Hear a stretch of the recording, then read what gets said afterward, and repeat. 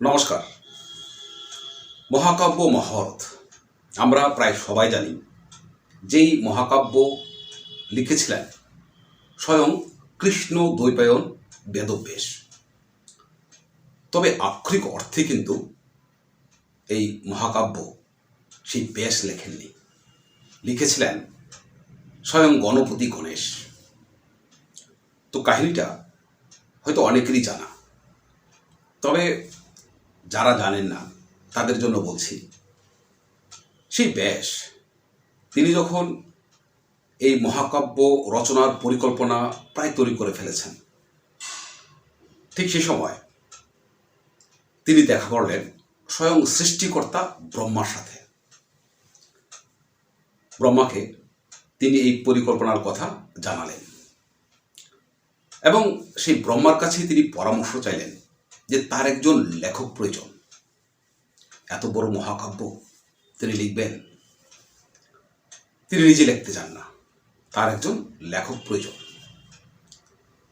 তো ব্রহ্মা তিনি ব্যাসের সব কথা শুনে তিনি ব্যাসকে পরামর্শ দিলেন যে স্বয়ং গণেশের সাথে কথা বলতে, পার্বতীর প্রিয় পুত্র গণেশের সাথে তিনি যেন কথা বলেন। তো সেই মতো ব্যাস তিনি আবাহন করলেন স্বয়ং গণেশকে। তো গণেশ তিনি এলেন এবং ব্যাস তার সেই পরিকল্পনার কথা তিনি গণেশকে জানালেন।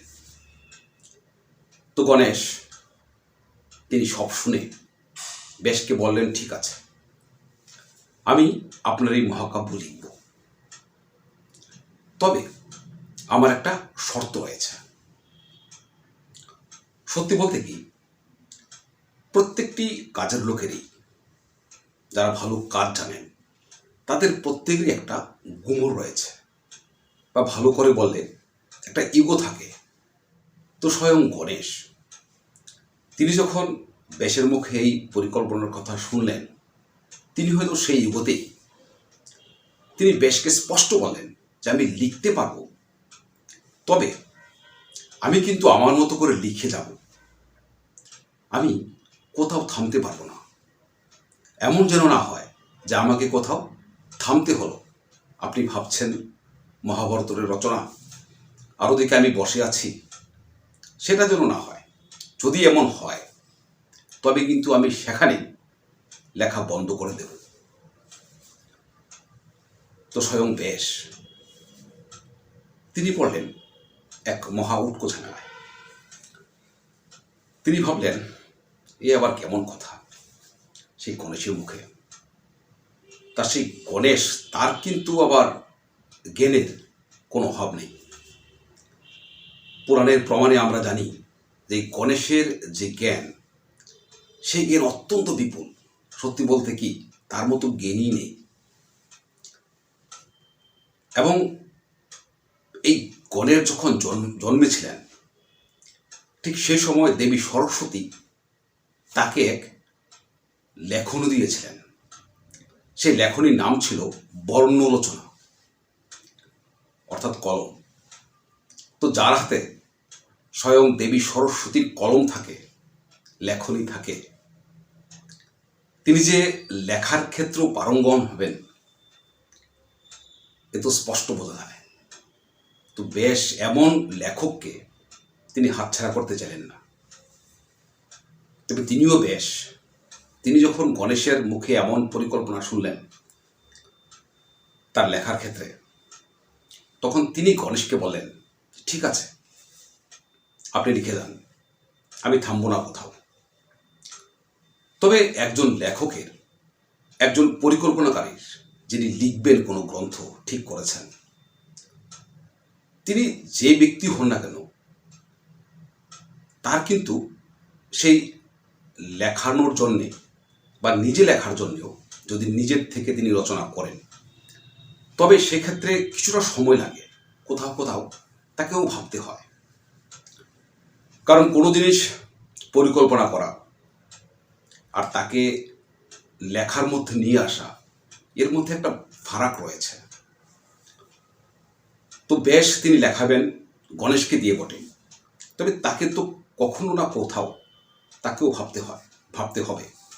তো এই ক্ষেত্রে বেশ একটা অন্যরকম পরিকল্পনা করলেন। তিনি গণেশকে পাল্টা বললেন যে ঠিক আছে, আপনি লিখুন, আপনাকে লেখা কোথাও থামাতে হবে না, তবে আমারও একটা শর্ত রয়েছে। যা আমি বলবো তা কিন্তু আপনাকে বুঝে লিখতে হবে, না বুঝে আপনি লিখবেন না। তো গণেশ, আমরা আগে বলেছি, তার মতো জ্ঞানী পুরাণের প্রমাণে আমরা কাউকে পাইনি। তো তিনি ভাবলেন এ আর এমন কি কথা, আমি লিখব। তো যাই হোক, সেই লেখা শুরু হলো, মহাভারত রচনা শুরু হলো। তবে ব্যাসের যে সময়টার প্রয়োজন ছিল, সেই সময়টা তিনি নিয়েছিলেন মাঝে মধ্যে এমন কিছু শব্দ কিংবা শ্লোক কিংবা এমন কাহিনী বলে, যাতে স্বয়ং গণেশকেও কোথাও না কোথাও থামতে হয়েছিল, তার লেখা থামাতে হয়েছিল, তাকে বুঝতে হয়েছিল সেই ব্যাসের কথার অর্থ। তো সেই যে ব্যাস মাঝে মাঝে এমন কিছু কথা ব্যবহার করেছেন যার জন্যে স্বয়ং গণেশকেও থামতে হয়েছিল, সেগুলিকে মহাভারতে ব্যাসকূট বলা হয়। তো সেই ব্যাসকূট কি কোনো শব্দ, নাকি কোনো শ্লোক, নাকি কোনো একটা ঘটনাই, সেটা কিন্তু স্পষ্ট করে মহাভারতে কোথাও বলা নেই। বিভিন্ন ক্ষেত্রে বিভিন্ন সময়ে বিভিন্ন পণ্ডিতেরা এ নিয়ে কথাবার্তা বলেছেন। ব্যাসকূট যে ব্যাস ব্যবহার করেছেন এ কথা তারা বলেছেন, কিন্তু কেউই স্পষ্ট করে বলেননি ঠিক ব্যাসকূট কোথায় রয়েছে, কিভাবে রয়েছে। তবে সবাই বলেছেন যে ব্যাসকূট শত শত রয়েছে পুরো মহাভারত জুড়ে। তো আমরা আজ যে কাহিনীর কথা বলবো, সেখানেও কিন্তু আমার মনে হয়েছে একটা ব্যাসকূট রয়েছে, এক বা একাধিক ব্যাসকূট রয়েছে। কারণ এই কাহিনী বোঝা সাধারণভাবে যথেষ্ট কঠিন। তো তারপরেও এই কাহিনী বলতে হবে, কারণ এই মহাভারতে এই যে কাহিনী যেটা আজকে আমরা বলবো, এর মধ্যে কিন্তু রয়েছে মহাভারতের বংশ তালিকাও, ভারতের ইতিহাসও, আমাদের ভারতের ভূগোল। সেটা যদি আমরা একটু না বুঝি, তবে মহাভারত বোঝা কঠিন হয়ে যাবে। তাই সেই দায় থেকেই এই কাহিনীটা বলার চেষ্টা। তবে এটা ঠিক, স্বয়ং গণপতি গণেশ যেখানে থেমে গিয়েছিলেন, কিংবা আমি যাকে ব্যাসকূট মনে করছি, সেটা বলা কিংবা আমার পক্ষেও বোঝা মোটেও সোজা নয়। যে জন্ম জন্মান্তরের তপস্যা লাগে, তারপরেও সাহস করতে হয়েছে। তো যাই হোক, এই কাহিনী হচ্ছে মূলত সত্যবতীর জন্মকথা। যা সত্যবতীকে বা সত্যবতীর সম্বন্ধে আপনারা অনেকেই জানেন।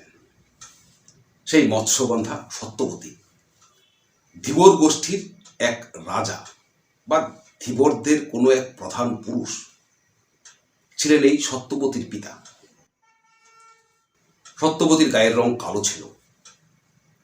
আরো বড় কথা হলো, সেই ধীবরাজের কোনো পুত্র সন্তান না থাকায় সত্যবতী সেই ধীবরের যে নৌকাখানি ছিল, যেটা যমুনার জলে থাকতো বা যমুনার জলে চলতো, সেই নৌকা সত্যবতীও মাঝে মাঝে চালাতেন তার পিতার অনুপস্থিতিতে, পিতাকে সাহায্য করার জন্য। তো এই সত্যবতী সম্বন্ধে আমরা এও জানি যে তিনি স্বয়ং ব্যাসদেবের মাতা।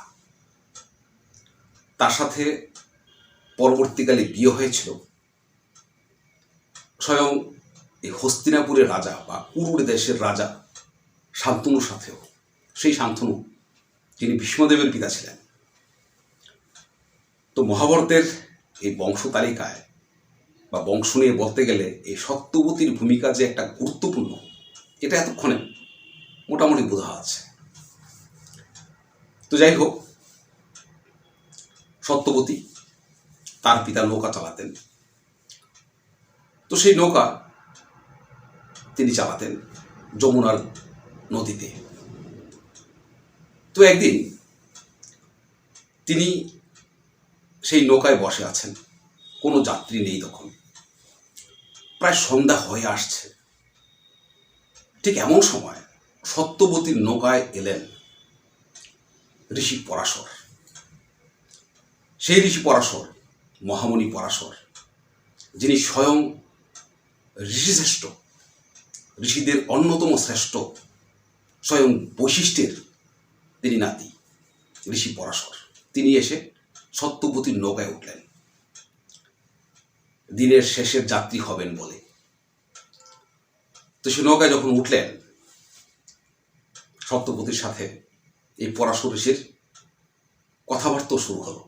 তো সেই কথাবার্তায় পরাশর ঋষি সত্যবতীর নাম ধাম, পিতৃপরিচয় ইত্যাদি যেমন জানতে চাইলেন এবং শুনলেন সত্যবতীর মুখে, তেমনি তিনি সে সময় সত্যবতীকে আরও একটা নামে তাকে কিন্তু তিনি ডাকলেন। সেই নামটা ছিল বাসবী। তো বাসবী শুনে সে সময় সত্যবতী যথেষ্ট অবাক হয়ে গিয়েছিলেন। তিনি জীবনে এমন নাম শোনেননি। তিনি তার নাম সত্যবতী জানতেন। তিনি কালো রঙের ছিলেন বলে তাকে যে লোকে কালী বলে ডাকত, সেটাও তিনি সে সময় তার নাম বলার ক্ষেত্রে পরাশর ঋষিকে বলেছিলেন। তবে বাসবী নাম তিনি শোনেননি। তো তিনি পরাশরকে তিনি তখন জিজ্ঞাসা করেছিলেন যে আপনি যে বাসবী নাম বললেন, এমন নাম তো আমি কখনো শুনিনি, এ কি আমার নাম? তো পরাশর ঋষি তিনি হেসে সে সময় সত্যবতীকে বলেছিলেন, হ্যাঁ তুমি বাসবী। তো আমরা জানি বাসবী কথার একটা মানে হচ্ছে বসুর মেয়ে কিংবা বসুবাড়ির মেয়ে। তো সেই যমুনার ঘাটে, সেই উত্তর পশ্চিম ভারতে বসুবাড়ির মেয়ে সত্যবতী কি করে হলেন, এটা নিয়ে বুঝতে গেলে আমরা সেই পরাশর ঋষির মুখেই তিনি কি কারণে বাসবী বলেছিলেন এই সত্যবতীকে, সেটা বুঝতে পারব এই কাহিনীতে আজকে। কারণ আমরা এতদিন জানতাম যে সত্যবতী ধীবরাজের মেয়ে, সত্যবতী নিজেও জানতেন। তা পরাশর ঋষি তিনি যখন বাসবী বললেন এবং তিনি কেন এই বাসবী বললেন সেটাও যখন স্পষ্ট করে বলতে শুরু করবেন, তখন আমরা কিন্তু এই বাসবী নামের মানে এবং সত্যবতীর জন্মের আরও একটা কথা, আরও একটা ঘটনা আমরা আজকে জানতে পারব। তো মহাভারতের যেসব কথাবার্তা রয়েছে, সেসব কথার রেফারেন্স কখনো কখনো অন্যান্য পুরাণে কিংবা বেদেও পাওয়া যায়। তো আমাদের এই কথা বলার স্বার্থে আমরা কিন্তু শুধুমাত্র মহাভারত নয়, তার সাথে রিলেটেড অন্যান্য বেদ কিংবা পুরাণের কথাবার্তাও এখানে এনে এই ঘটনা যতটুকু সম্ভব সম্পূর্ণ করার চেষ্টা করব। আপনারা সবাই মহারাজ কুরুর নাম শুনেছেন। তো মহারাজ কুরু, তার নামেই এই রাজ্যটার নাম কুরু দেশ হয়েছে, যা আগে এক সময় প্রতিষ্ঠান বলে স্বীকৃত ছিল, পরে যা হস্তিনাপুর নামে চিহ্নিত হয়েছে। কুরুর পর কিন্তু এই দেশের নাম কুরু দেশ হয়েছে, কিংবা কখনো কখনো একে শুধুমাত্রই কুরু বলা হয়েছে। সেই কুরুর নামে কুরু এতটাই বিখ্যাত ছিলেন যে তারপর তার পুরা গোটা বংশটাকেই কুরু বংশ বলে চিহ্নিত করা হয়েছে। কুরু থেকে কৌরব শব্দটা এসেছে। আপনারা অনেকেই হয়তো জানেন যে পাণ্ডব এবং কৌরব এরা সবাই কিন্তু কৌরবই ছিলেন। তবে বোঝার সুবিধার জন্য দুর্যোধনদের, ধৃতরাষ্ট্রের পুত্রদের কৌরব বলা হয়েছে, পাণ্ডব পুত্রদের পাণ্ডব বলা হয়েছে। তবে এরা যেহেতু যে একই বংশের লোক, কুরু বংশের লোক, তাই এরা সবাই কিন্তু আদতে কৌরবই। তো যাই হোক, ঠিক কুরুর ছিল 4 পুত্র। তো কুরুর সেই যে 4 পুত্র, তাদের নাম ছিল, জ্যেষ্ঠ পুত্রের নাম ছিল সুধন্য কিংবা সুধন্যা, দ্বিতীয় জন জন্মু, তৃতীয় জন পরীক্ষিত এবং চতুর্থ জন তার নাম অরিমেজয়। তো কুরুর পর এই হস্তিনাপুরের যে রাজবংশ বা কুরু দেশের যে রাজবংশ, সেই ধারাটা চলতে শুরু করেছিল কুরুর তৃতীয় পুত্র পরীক্ষিতের সূত্র ধরে। অনেক সময় রাজবংশ এমন হয়, সাধারণভাবে জ্যেষ্ঠ পুত্রই রাজ্য পাবার কথা, কিন্তু কোনো কারণে কুরুর পর কুরুর রাজ্য কুরুর জ্যেষ্ঠ পুত্র সুধন্য পাননি, সেটা পেয়েছিলেন তৃতীয় পুত্র পরীক্ষিত। কেন পেয়েছিলেন বা সুধন্য কেন পাননি, এটা কিন্তু কোথাও মহাভারতে স্পষ্ট বলা নেই। তো যাই হোক, সুধন্য তিনি রাজ্য পেলেন না বটে, তবে তিনিও যেহেতু ক্ষত্রিয়র ছেলে, তিনি কিন্তু মোটেও চুপ করে বসে থাকেননি পিতার রাজ্য না পেয়ে। তিনি চেষ্টা শুরু করলেন তার জন্যে রাজ্য খোঁজার, তার পিতার রাজ্যের বাইরে গিয়ে। তবে সুধন্য কিংবা তার পুত্ররা কিংবা তার নাতিরা একটা ভালো কোনো রাজ্য পেয়েছিলেন বলে কিন্তু মহাভারতের কোথাও বলা নেই। তবে সুধন্যের যে চতুর্থ পুরুষ, তার নাতির ছেলে প্রপৌত্র, তার নাম ছিল বসু। তিনি কিন্তু একটা রাজ্য পেয়েছিলেন। তো তিনি এই যে বসু, ভীষণ এক গুরুত্বপূর্ণ চরিত্র এই মহাভারতে, ঋগ্বেদে, এমনকি বৌদ্ধদের ধর্মগ্রন্থেও, জাতক গ্রন্থেও এই বসু সম্বন্ধে কথা বলা রয়েছে, বিভিন্ন পুরাণে বলা রয়েছে, মহাভারতে তো রয়েছেই। তো এই যে বসু, তিনি কিন্তু একেবারে কম লোক ছিলেন না। স্বয়ং দেবগুরু বৃহস্পতি নাকি তার সমস্ত জ্ঞান এই বসুকে শিক্ষা দিয়েছিলেন। এমনকি তার সাথে স্বয়ং দেবরাজ ইন্দ্রেরও একেবারে বন্ধুর মতো সম্পর্ক ছিল। তো এবার সেই দেবরাজ ইন্দ্রের পরামর্শেই তিনি এক রাজ্য খুঁজে নেন। সেই রাজ্যটার নাম ছিল চেদি, চেদি দেশ। আমরা পরে এই চেদি সম্বন্ধে আরও জানব, যখন যুধিষ্ঠিরের রাজস্ব যজ্ঞ হবে। কারণ তখন এই চেদির যে রাজা শিশুপাল, তার নাম আমরা শুনব, যিনি যুধিষ্ঠিরের রাজস্ব যজ্ঞে কৃষ্ণের সুদর্শন চক্রের আঘাতে প্রাণ হারিয়েছিলেন। সে অন্য কথা। তবে প্রসঙ্গক্রমে আমরা কিছুটা বললাম। তবে কোনো জায়গায় তো আর খালি থাকে না। তো চেদি এসেও এই দেশে কিন্তু এই দেশের যে আধিপত্য, সেটা ছিল যাদবদের কাছে।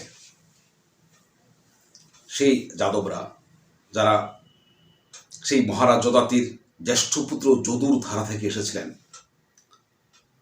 তারা কিন্তু এই যদুর বংশের লোকেদের যাদব বলা হয়।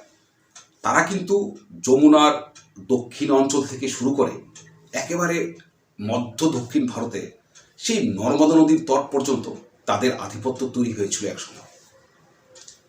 তো চেদি দেশের আধিপত্য তাদের কাছে ছিল। তো বসু এসে সেই জায়গা দখল করেন। তো বসু তিনি যেহেতু হঠাৎ করে এসে এই চেদি দেশ দখল করলেন, হয়তোবা তাই তার নামের সাথে একটা শব্দ জুড়ে গিয়েছিল। সেই শব্দটা ছিল উপরিচর, উপরিচর বসু। বিভিন্ন কাব্য গ্রন্থে, পুরাণে, মহাকাব্যে, বেদে উপরিচর বসু নামটা ভীষণ বেশি প্রসিদ্ধ। বসুর নাম বললেই উপরিচর বসু কথাটা এসেছে, একেবারে জুড়ে গিয়েছিল বসুর সাথে উপরিচর শব্দটা। তা উপরিচর কি করে তার সাথে জুড়ে গেল এ নিয়ে কোথাও স্পষ্ট বলা নেই। তবে আমাদের ধারণা, যেহেতু তিনি হঠাৎ করে উড়ে এসে জুড়ে এসে বসলেন, হয়তোবা তাই তার নামের সাথে উপরিচর বসু শব্দটা যুক্ত হয়েছিল।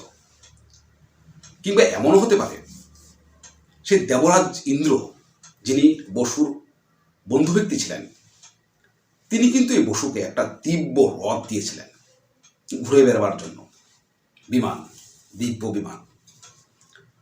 তো বসু তিনি সেই বিমানে তার রাজ্যে ঘুরে বেড়াতেন, ওপরে ঘুরে বেড়াতেন মাঝে মাঝে। হয়তোবা তাই তার নামের সাথে সেই উপরিচর শব্দটা জুড়ে যেতে পারে। যাই হোক, তিনি উপরিচর বসু, এক বিখ্যাত মানুষ। তিনি চেদি দেশে এসে রাজত্ব শুরু করলেন। তো চেদি দেশ এই জায়গাটা হচ্ছে আজকের দিনে উত্তরপ্রদেশের যমুনার দক্ষিণ দিকে বান্দা, মাহোবা এইসব অঞ্চল জুড়ে, এবং মধ্যপ্রদেশের ছত্তরপুর যে জায়গাটা, এই অংশটা জুড়ে হচ্ছে সেকালের চেদি দেশ। তার পশ্চিম দিকে ছিল বেত্রবতী নদী এবং পূব দিকে শুক্তিমতী নদী। তো এই যে বেত্রবতী নদী, আজকে আমরা সেই বেত্রবতী নদীকে চিনি বেতোয়া নদী বলে, যমুনার উপনদী। আর সেই যে শুক্তিমতী নদী, একে আমরা আজকে চিনি ক্যান নদী বলে। পণ্ডিতেরা আমাদের জানিয়েছেন, যারা মহাভারত নিয়ে গবেষণা করেন, ভাবেন, তারা আমাদের জানিয়েছেন যে এই দুটি নদীর নাম পরিবর্তিত হয়েছে আজকের দিনে বেতোয়া এবং ক্যান বলে। তো এই যে চেদি দেশ, যেখানে এসে রাজা হয়ে বসলেন সেই উপরিচর বসু, যার একদিকে সেই বেত্রবতী নদী বা বেতোয়া নদী, অন্যদিকে সেই শুক্তিমতী নদী বা ক্যান নদী। এর মধ্যে সেই যে শুক্তিমতী নদী, একে নিয়ে কিন্তু মহাভারতে একটা দারুণ কাহিনী রয়েছে। কাহিনীটা ভীষণ রহস্য ঘেরা, এবং শুধু তা নয়, আমাদের আজকের কাহিনীর জন্য এই কাহিনী ভীষণ গুরুত্বপূর্ণ। তাই আমাদের এই কাহিনীর কথা বলতে হচ্ছে। ঘটনাটা হয়েছিল এরকম, সেই শুক্তিমতী নদী, সেই নদী উপরিচর বসু রাজা হয়ে আসার আগে সেই নদীকে এক পর্বত, যার নাম কোলাহল পর্বত, যাকে দানব বলে চিহ্নিত করা হয়েছে মহাভারতে, সেই কোলাহল পর্বত নাকি এই শুক্তিমতী নদীকে তার মধ্যে আটকে রেখে, তাকে আবেষ্টন করে, তাকে দিনের পর দিন ধর্ষণ করে যাচ্ছিলেন সেই নদীকে।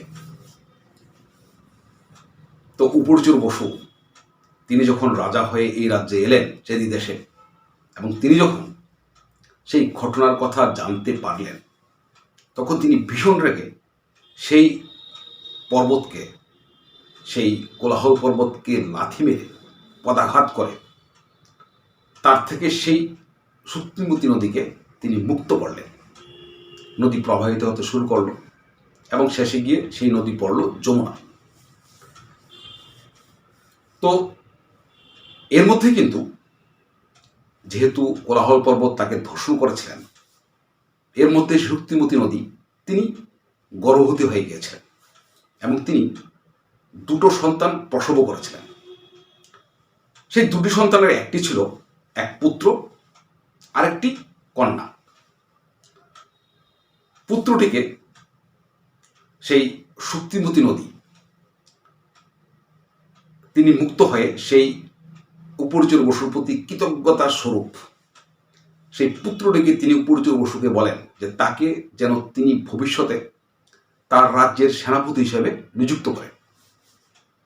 আর সেই কন্যা, তাকে তিনি বলেছিলেন উপরিচর বসুকে যে তিনি যেন তাকে বিয়ে করেন। তো উপরিচর বসু অবশ্য তা করেছিলেন। শুক্তিমতী নদী অনুরোধে। তবে বোঝা যাচ্ছে যে এই কাহিনীর মধ্যে একটা রূপক রয়েছে। আমাদের শাস্ত্রে, পুরাণে, কাব্যে বরাবরই নদীকে এক রমণী হিসেবে চিহ্নিত করা হয়েছে, নারী হিসেবে অনেকবার দেখানো হয়েছে। আমরা গঙ্গাকে দেখেছি, যমুনাকে দেখেছি, এবার এই শক্তিমতী নদীকেও দেখলাম। তাই এই ক্ষেত্রে আমাদের একটা রূপক কাহিনী মনে হয়।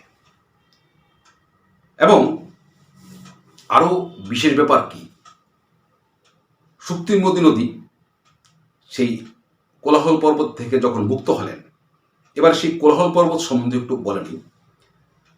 কোলাহল পর্বত আজকের দিনে মধ্যপ্রদেশের উত্তরাংশে রয়েছে, বুন্দেলখন্ডের দক্ষিণাংশে। বর্তমান এর নাম বান্দের পর্বত, যার মধ্য দিয়ে শক্তিমতী নদী এসেছে। তবে এই কাহিনীর মধ্যে যে রূপক রয়েছে এটা বোঝা যাচ্ছে। তো সেই রূপককে বাস্তবিক ক্ষেত্রে আমরা যদি দেখি, আমাদের যা অনুমান হয় তাতে মনে হয় যে উপরজোর বসু তিনি সেই শক্তিমতী নদীকে মুক্ত করেছিলেন কিনা জানা নেই, হয়তো মুক্ত করতেও পারেন।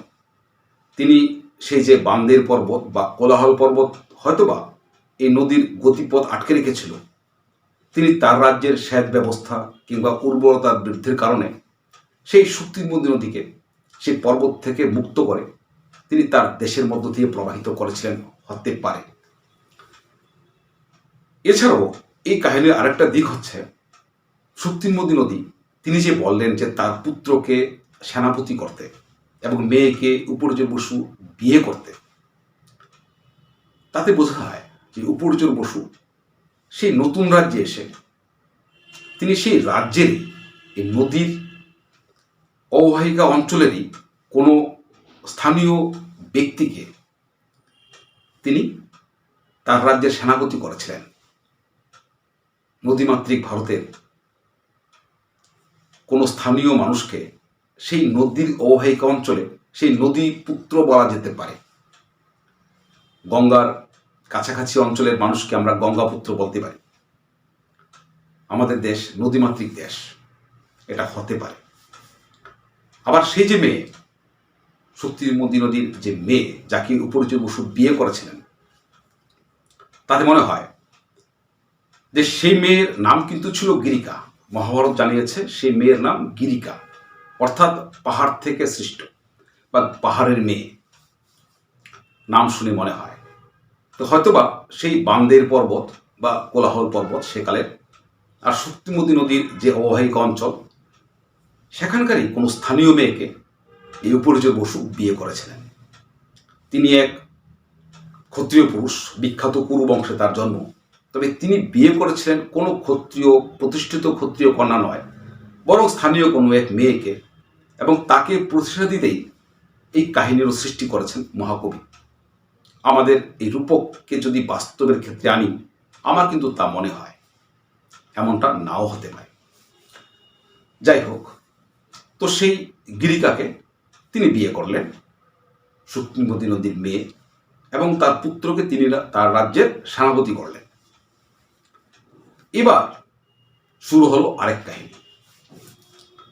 সেই যে গিরিকা যাকে তিনি বিয়ে করেছিলেন উপরজোর বসু, তার সাথে এই উপরজোর বসুর সম্পর্ক ছিল অত্যন্ত ভালোবাসার। সেই স্ত্রীকে তিনি অত্যন্ত ভালোবাসতেন এবং স্ত্রীও স্বাভাবিকভাবে তার স্বামীকে ভালোবাসতেন। এবং সেই ভালোবাসার প্রমাণস্বরূপ তাদের 5টি পুত্র সন্তান হয়। তো সেই সব পুত্র সন্তানের নাম ছিল, প্রথম জন বৃহদ্রথ, দ্বিতীয় জনের নাম প্রত্যগ্রহ, তৃতীয় জন কুশম্ব, চতুর্থ যদু, এবং পঞ্চম যে পুত্র তার নাম মাবেল্য। তো উপরজোর বসু তিনি কিন্তু সেই সব পুত্রদের জন্ম দিয়েই চুপ করে বসে থাকেননি। তিনি তাদের জন্য রাজ্য খুঁজে নিয়েছিলেন এবং তাদের তিনি যে রাজ্যে প্রতিষ্ঠা দিয়েছিলেন সেগুলো ভীষণ গুরুত্বপূর্ণ। মহাভারতের ইতিহাস যদি আমরা লক্ষ্য করি, তার প্রথম পুত্র বা জ্যেষ্ঠ পুত্র বৃহদ্রথকে তিনি প্রতিষ্ঠা দিয়েছিলেন আজকের মগধে। বৃহদ্রথ থেকেই বৃহদ্রথ বংশের সূচনা হলো। আমাদের পূর্ব ভারতের তেমন কোনো কলিন্য কিন্তু সেকালে এই মহাভারত কিংবা রামায়ণের কালে তেমন একটা ছিল না প্রথম দিকে। কিন্তু মহাভারতের শেষের দিকে এসে পূর্ব ভারতের কলিন্য আস্তে আস্তে বৃদ্ধি পেতে শুরু করে, এবং এই ক্ষেত্রে মগধের গুরুত্ব ছিল ভীষণ বেশি। সেই যে বৃহদ্রথ, যার থেকে বৃহদ্রথ বংশের সৃষ্টি হয়েছে, সেই বৃহদ্রথের কয়েক পুরুষ পর, 6-7 পুরুষ পর এই বংশেই একজন বিখ্যাত রাজা আসবেন। তার নাম হবে জরাসন্ধ। জরাসন্ধ তিনি তার কালে ভারতের প্রায় অঘোষিত সম্রাট হয়ে উঠেছিলেন। তিনি জরাসন্ধের কাহিনী আমরা আরও একটা সময় শুনব, তো আজ সেই কাহিনী আমরা বলছি না। তো প্রথম পুত্র বৃহদ্রথকে উপরিচর বসু প্রতিষ্ঠা দিলেন মগধে, এবং মগধের কলিন্য কিন্তু এই উপরিচর বসুর কারণেই বাড়ল। কারণ উপরিচর বসু তিনি তৎকালীন ভারতের সময়ে তিনি কিন্তু এক বিখ্যাত পরিবারের সন্তান, স্বয়ং কুরু বংশের সন্তান। তো সেই কুরু বংশের ধারাই তিনি নিয়ে এলেন এবার পূর্ব ভারতের বিহারের মগধে। যাই হোক, এবার উপরিচর বসুর যে দ্বিতীয় পুত্র, যাকে আমরা প্রত্যগ্রহ হিসেবে চিনি, তাকে উপরিচর বসু প্রতিষ্ঠা দেন তার চেদি দেশে। অর্থাৎ উপরিচর বসুর পর তার এই চেদি দেশে প্রত্যগ্রহ রাজত্ব শুরু করেন। আর তৃতীয় পুত্র যে কুশাম্ব, সেই কুশাম্ব থেকেই নাকি কোশাম্বী নগরীর নামকরণ হয়েছে। কোশাম্বী খুব বিখ্যাত নগর সেকালের ভারতে। এই কোশাম্বীর অবস্থান আজকের দিনের প্রয়াগরাজের কাছাকাছি একটা জায়গায়।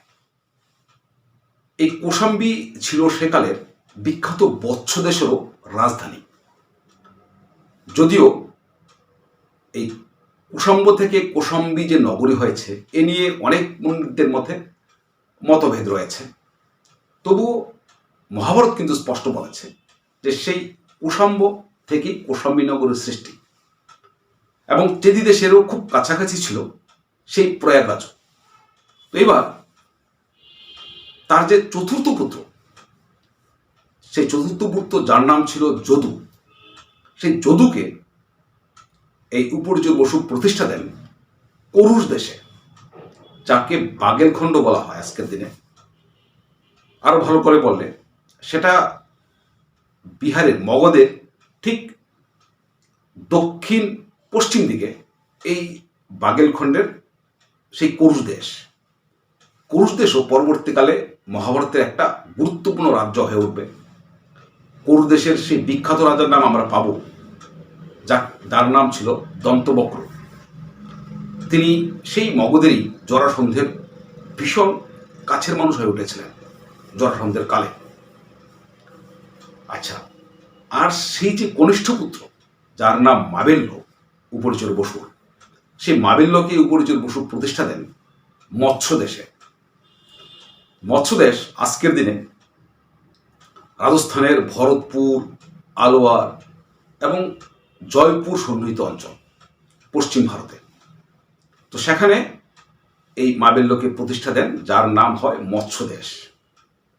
তো মৎস্য দেশকে আপনারা এই মৎস্য দেশের নাম অনেকেই শুনেছেন। বিশেষ করে পাণ্ডবেরা যখন পরবর্তীকালে অজ্ঞাতবাসে যাবেন, সেই 12 বছর বনবাসের পর 1 বছরের অজ্ঞাতবাস, তখন কিন্তু সেই মৎস্য দেশেই তারা 1টা বছর কাটাবেন।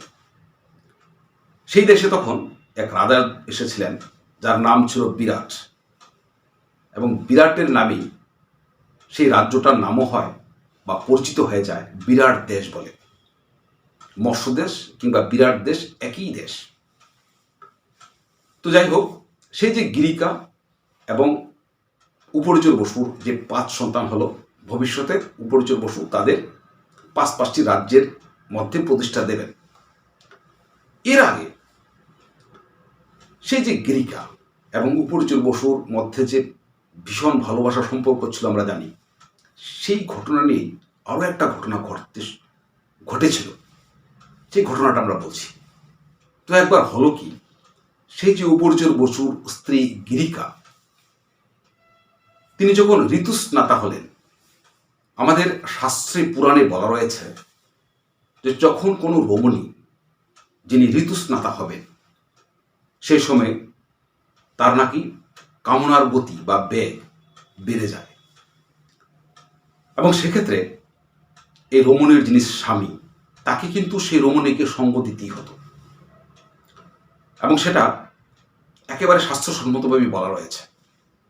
শুধু তাই নয়, কোনো রমণী যদি এই অবস্থায়, স্বামীহীনা কোনো রমণী, তিনি যদি কোনো অন্য পুরুষের সহচর্য চাইতেন, সেই সময় সেই পুরুষও নাকি বাধ্য থাকতেন সেই রমণীর সেই দাবি পূরণ করতে, তার সাথে মিলিত হবে।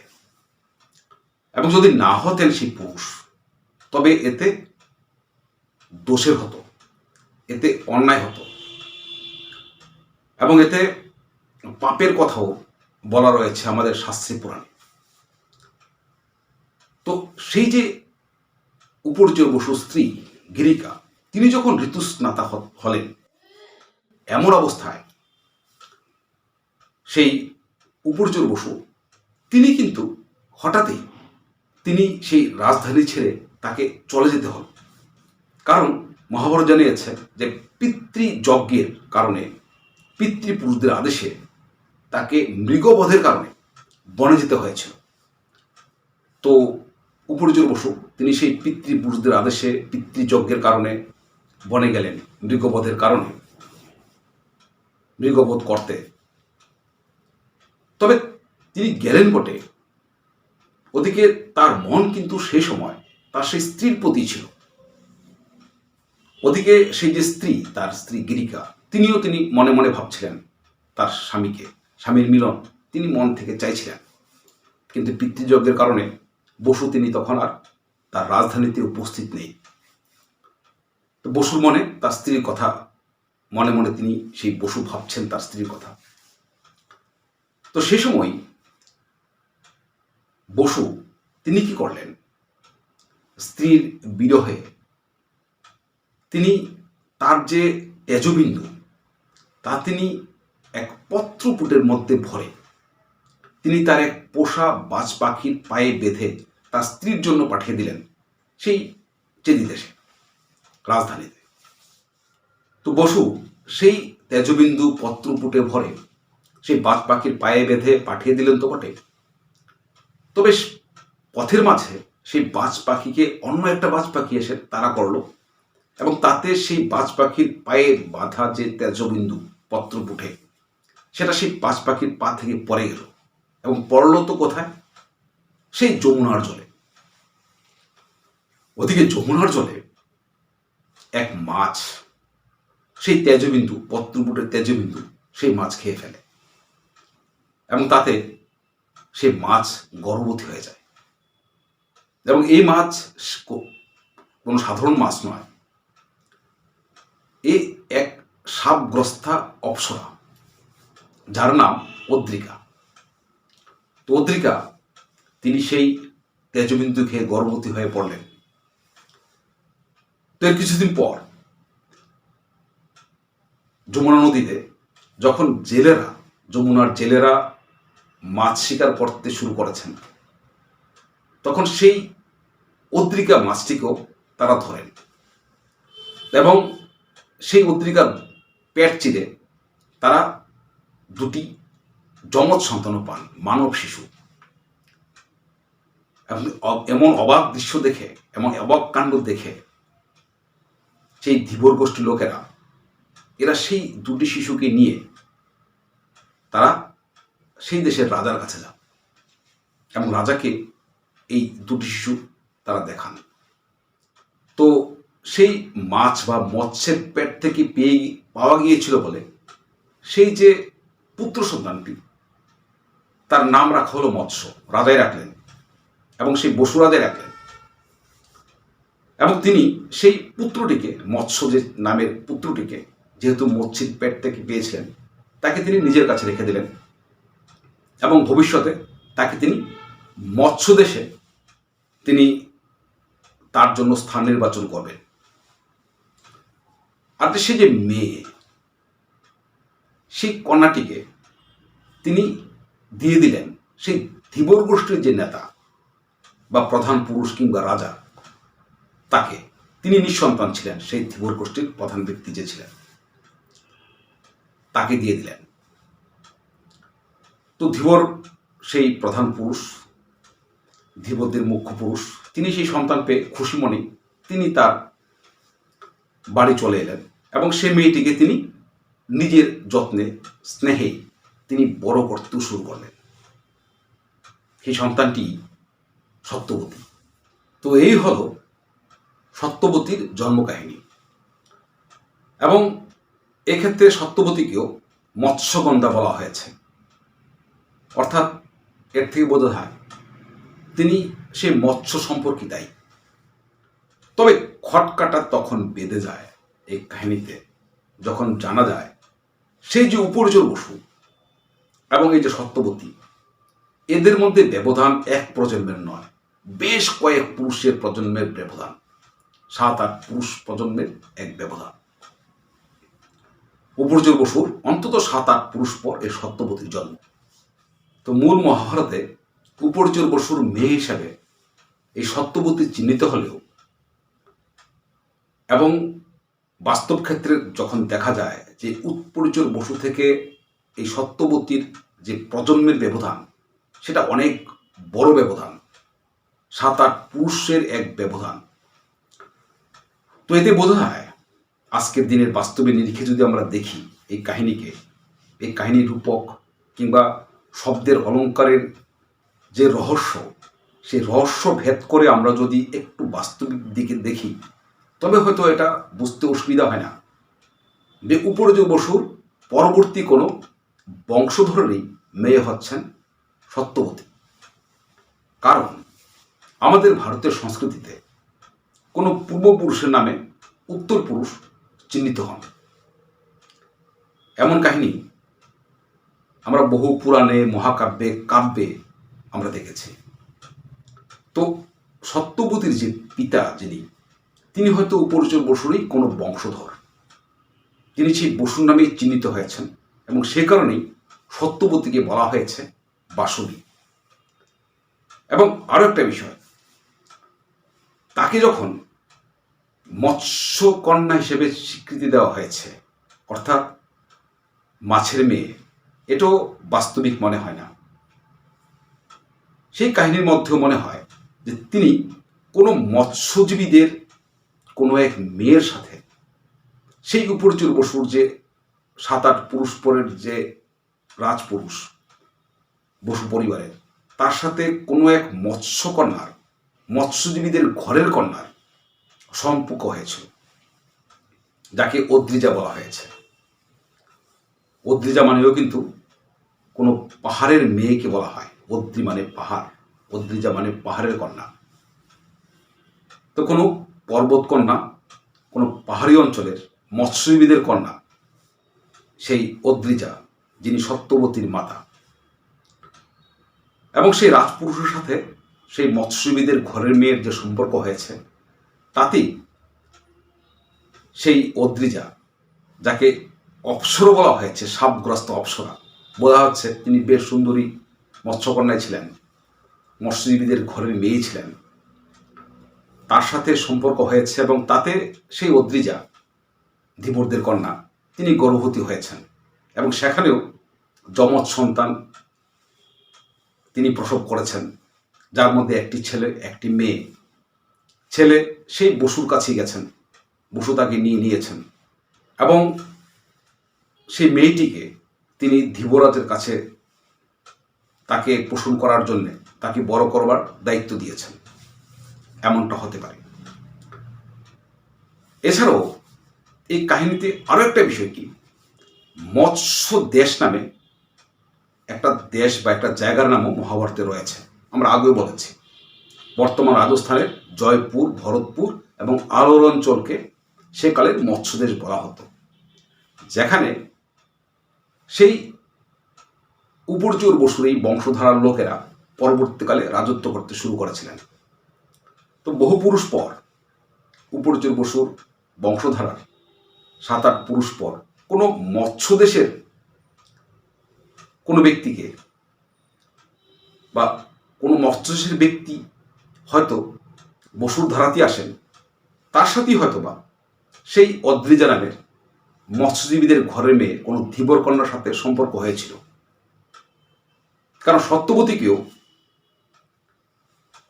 মৎস্যগন্ধা বলা হয়েছে। এবং লক্ষ্য করে দেখবেন, সত্যবতী যে জায়গাটায় নৌকা চালাতেন, পরাশর ঋষির সাথে যেখানে সত্যবতীর দেখা হলো যমুনার ঘাটে, সেই জায়গাটা থেকে মৎস্যদেশ কিন্তু খুব একটা দূরে নয়, সামান্য কিছুটা দক্ষিণ পশ্চিমে সেই মৎস্যদেশ। অর্থাৎ মৎস্যদেশের সাথে এই অঞ্চলের যেখানে সত্যবতী কুরুদেশের, কারণ সত্যবতী নৌকা চালাতেন, সেই জায়গাটা ছিল কুরুদেশের অন্তর্গত। যমুনার ওপারের একটু সামান্য দূরেই, 50-60 কিলোমিটার দূরে আজকের দিনে নিরিখে সেই মৎস্যদেশ। তো সেই মৎস্যদেশের সাথে এই অঞ্চলের একটা যোগাযোগ থাকা স্বাভাবিক, এবং সেই কারণেই হয়তো, এবং সেই কথাটা হয়তো সে পরাশর সেই জানতেন। মুনিরা এ দেশ সে দেশ ঘোরাঘুরি করেন, ঋষিরা, তাদের কাছে নানা ঘটনা অজানা কিছু থাকে না, অনেক ঘটনাই তাদের কানে আসে। তিনি জানতেন হয়তো বা সত্যবতীর জন্ম কথা, এবং সেই জন্যই তিনি সত্যবতীকে বাসুই বলেছেন। এবং মহাভারতে সেই উপরচর বসুর 5টি ছেলে বলা হলেও বায়ু পুরাণে কিন্তু উপরচর বসুর 7টি ছেলের কথা বলা হয়েছে। এর মধ্যে প্রথম 5 জন ঠিকই আছেন, শেষে আরো 2 জন ছেলের কথা, পুত্রের কথা বায়ুপুরাণ কিন্তু জানিয়েছে। তো বায়ুপুরাণে বর্ণিত সেই 7 ছেলের মধ্যে 6ষ্ঠ জনের নাম ছিল ললিত্য, এবং 7ম জন বা সবচেয়ে কনিষ্ঠ ছেলের নাম ছিল মৎস্য, যার থেকে মৎস্যদেশের নামকরণ বায়ুপুরাণ বলেছে। এবং বায়ুপুরাণ এও বলেছে যে সেই ললিত্য, মৎস্য এবং সেই 5ম পুত্র মাবেল্য, অর্থাৎ উপরচর বসুর 7 ছেলের মধ্যে কনিষ্ঠ 3 জন, তাদের প্রতিষ্ঠা বসু তিনি দিয়েছিলেন সেই মৎস্য দেশে। বর্তমান পণ্ডিতদের অনেকে বলেন যে লালিত্য বা ললিত্য থেকে বর্তমান রাজপুতদের যে লাঠোর যে সম্প্রদায়টা রয়েছে বা লাঠোর রাজপুত, তাদের সৃষ্টি নাকি সেই উপরচর বসুর 6ষ্ঠ সন্তান ললিত্য থেকে। তো সেই মৎস্যদেশ, মৎস্য কিংবা মাবেল্য, ললিত্য সবাই মিলে যে মৎস্যদেশের সৃষ্টি হয়েছে, মৎস্যদেশে বসবাস করতে শুরু করেছেন উপরচর বসুর 3 কনিষ্ঠ পুত্র। এদের মধ্যেই হয়তোবা কোনো এক রাজপুরুষ সেই সত্যবতীর পিতা, যে কথাটা সত্যবতী স্পষ্ট জানতেন না, কিন্তু জানতেন সেই পরাশর ঋষি। তা আমার কথাতে হয়তো প্রচুর যদি এসেছে, হয়তো শব্দ এসেছে। এবং সত্যি বলতে কি, এই হয়তো যদি এসব না বলে আমার কোনো উপায় ছিল না। কারণ মহাভারতে এই কাহিনীর মধ্যে এত শব্দবন্ধের ব্যঞ্জনা, এত রূপকের ছড়াছড়ি, এত অলঙ্কার শব্দের, যেগুলি স্পষ্ট হয়ে বোঝা খুবই কঠিন কাজ। তাই স্পষ্ট করে বলতে গেলে আমি কিন্তু এই কাহিনীটাকে, এই পুরো কাহিনীটাকেই আমি ব্যাসকূট বলব। এবং সত্যি বলতে কি, আমি চেয়েছিলাম এই কাহিনীটা আমি যতদূর সম্ভব নিজের ভাষায় বলি, এবং আমি একেবারে নিশ্চিত যে আমার নিজের ভাষায় কথা স্পষ্ট হয়ে ওঠেনি। আমার যা মনের ভাবনা তা হয়তো স্পষ্ট করে আমি এখানে তুলে ধরতে পারিনি, আমার শব্দের দৈন্যতায়, ভাষা চয়নের ব্যর্থতায়। শুধুমাত্র এতটুকু বলে আত্মতৃপ্তি পেতে পারি শেষের দিকে, যে কাহিনী যদি ব্যাসকূট এখানে থেকে থাকে, যা আমি নিশ্চিত হয়ে বলি যে এখানে ব্যাসকূট আছে, সেই ব্যাসকূট যদি থাকে তো সেখানে সেই পার্বতী পুত্র গণেশ পর্যন্ত তিনি হয়তো সেখানে কিছুটা থমকে গিয়েছেন। সেখানে সেই বিষয় বুঝতে যার জন্ম জন্মান্তরের তপস্যা লাগে এর ধারে কাছে আসতে, সেখানে আমার মতো এক সাধারণ মানুষ তিনি তো পদে পদে ব্যর্থ হবেনই। আর সত্যি বলতে কি, এই দুঃসাহস দেখানোর জন্যে আমি ক্ষমা প্রার্থীও বটে। তবুও বলি, এই সাহসটা দেখাতেই হতো। কারণ ঠিক করেছিলাম মহাভারতের কাহিনী বলবো, যে মহাভারতে রয়েছে ভারতের সংস্কৃতি, ভারতের ইতিহাস, এই ভারতেরই ভূগোল। তাই কাহিনী এড়িয়ে যাওয়া সম্ভব ছিল না মহাভারতের কথা বলার ক্ষেত্রে। তবুও শেষ পর্যন্ত যাই হোক, এটা ভালো খবর যে আমরা সেই সত্যবতীকে পেয়ে গেলাম এই কাহিনীতে, সেই মৎস্যগন্ধা সত্যবতী। এবং এই সত্যবতী তিনি কিন্তু এই মহাভারতের প্রায় শেষ অবধি তিনি থাকবেন। তার চোখে তিনি এই মহাভারতের বহু রাজবংশের ইতিহাস, সংস্কৃতি এবং ভূগোলেরও তিনি পরিবর্তন দেখবেন। তো যাই হোক, আমার এই কাহিনী, সত্যবতীর আশ্চর্য এই জন্ম কাহিনী নিয়ে যে কথা বলার প্রচেষ্টা, আজ আমি এখানেই শেষ করছি। পরবর্তী কথা নিয়ে আবারও দেখা হবে আমাদের। ততক্ষণ সবাই খুব ভালো থাকবেন। নমস্কার।